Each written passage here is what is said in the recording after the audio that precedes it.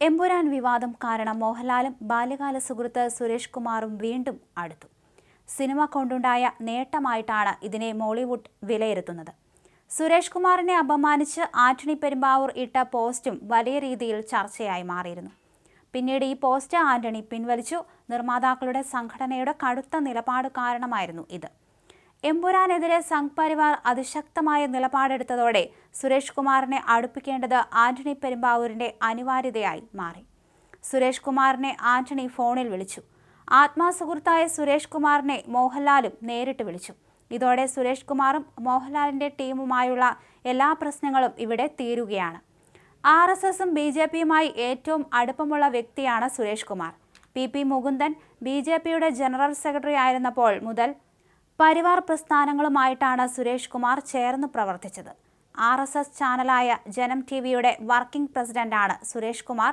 അന്നും ഇന്നും എല്ലാ അർത്ഥത്തിലും പരിവാറുകാരൻ. അതുകൊണ്ട് തന്നെ RSSന്റെ ഭാഗത്തു നിന്നുണ്ടായ വിമർശനങ്ങളുടെ മൂർച്ച കുറയ്ക്കാൻ സുരേഷ് കുമാറിലൂടെ സാധിക്കുമെന്ന വിലയിരുത്തലും മോഹൻലാലിനുണ്ട്. സുരേഷ് കുമാറിനെ ആന്റണി പെരുമ്പാവൂർ ഇട്ട പോസ്റ്റ് ഷെയർ ചെയ്ത് എല്ലാം ഓക്കെ അല്ലേ അണ്ണ എന്നായിരുന്നു പൃഥ്വിരാജ് കമന്റ് ചെയ്തത്. ഇതടക്കം സിനിമാ ലോകത്ത് വലിയ ചർച്ചയായി മാറി. പക്ഷേ നിർണായക ഘട്ടത്തിൽ എല്ലാം ഓക്കെ ആക്കാൻ മോഹൻലാലിനൊപ്പം സുരേഷ് കുമാർ ചേർന്ന് നിൽക്കും. സിനിമയെ സിനിമയായി കാണണമെന്ന സന്ദേശത്തിനൊപ്പം വേദനിപ്പിക്കുന്ന സീനുകൾ ഒഴിവാക്കാനും നിർമ്മാതാക്കൾ തയ്യാറായിട്ടുണ്ട്. എമ്പുരാനെ വീണ്ടും നേർവഴിക്ക് എത്തിക്കാനുള്ള ചർച്ചകളിൽ സുരേഷ് കുമാറും പ്രധാന പങ്ക് വഹിക്കും.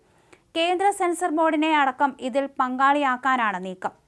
നിർമ്മാതാവും പ്രൊഡ്യൂസേഴ്സ് അസോസിയേഷൻ വൈസ് പ്രസിഡന്റുമായ G. സുരേഷ് കുമാറിനെതിരായ ഫേസ്ബുക്ക് പോസ്റ്റ് നിർമ്മാതാവ് ആന്റണി പെരുമ്പാവൂർ പിൻവലിച്ചത് സിനിമാ ലോകത്ത് വലിയ ചർച്ചയായിരുന്നു. ഫിലിം ചേംബർ ഓഫ് കൊമേഴ്സിന്റെ നോട്ടീസിന് പിന്നാലെയാണ് പോസ്റ്റ് പിൻവലിച്ചത്.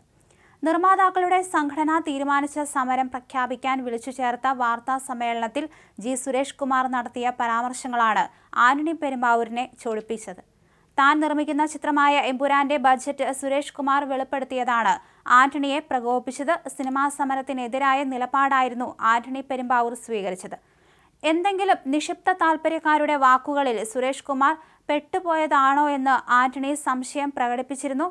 സിനിമാ സമരം അടക്കമുള്ള കാര്യങ്ങൾ പ്രഖ്യാപിക്കാൻ സുരേഷ് കുമാറിനെ ആരാണ് ചുമതലപ്പെടുത്തിയതെന്നും ആന്റണി പെരുമ്പാവൂർ ചോദിച്ചിരുന്നു. നിർമ്മാതാക്കളുടെ സംഘടനയിലെ ഭിന്നത തുറന്നു കാട്ടുന്നതാണ് കുറിപ്പെന്ന് അപ്പോൾ വ്യാഖ്യാനമുണ്ടായി. ആന്റണിയെ പിന്തുണച്ച് മോഹൻലാൽ തന്നെ രംഗത്തെത്തി. പൃഥ്വിരാജും ടൊവിനോ തോമസും ഉണ്ണി മുകുന്ദനും അജു വർഗീസും അടക്കം പിന്തുണച്ചതോടെ മലയാള സിനിമാ മേഖല തന്നെ രണ്ടു തട്ടിലായി. എന്നാൽ സംഭവിച്ചത് മറിച്ചായിരുന്നു. പിന്നാലെ ആന്റണിയെ തള്ളി നിർമ്മാതാക്കളുടെ സംഘടന രംഗത്തെത്തി. സുരേഷ് കുമാർ പറഞ്ഞത് സംഘടനയുടെ തീരുമാനമാണെന്ന് അവർ വിശദീകരിച്ചു. സംഘടനയിൽ ഭിന്നിപ്പില്ലെന്ന് സംഘടനയുടെ ട്രഷറർ ലിസ്റ്റിൻ സ്റ്റീഫൻ അവകാശപ്പെട്ടു. കൊച്ചിയിൽ ചേർന്ന ഫിലിം ചേംബർ യോഗം ആന്റണിക്ക് നോട്ടീസ് നൽകാൻ തീരുമാനിക്കുകയും 7 ദിവസത്തിനകം വിശദീകരണം ആവശ്യപ്പെട്ട് കത്തു നൽകുകയും ചെയ്തു.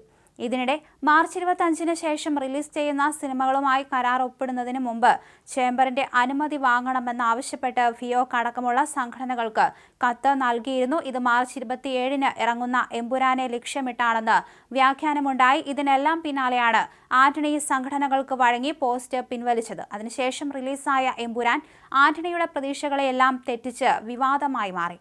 കേരളത്തിന് പുറത്തുള്ള സിനിമാ വിപണിയിൽ ചലനമുണ്ടാകണമെങ്കിൽ RSS പിന്തുണ അനിവാര്യമാണ്. ഈ സാഹചര്യത്തിലാണ് സുരേഷ് കുമാറിനെ ആന്റണി അഭയം പ്രാപിക്കുന്നത്. RSSന്റെ ദേശീയ മുഖമാസികയായ ഓർഗനൈസറിലെ ലേഖനം മോഹൻലാലിനെയും പൃഥ്വിരാജിനെയും കടന്നാക്രമിക്കുന്നതാണ്.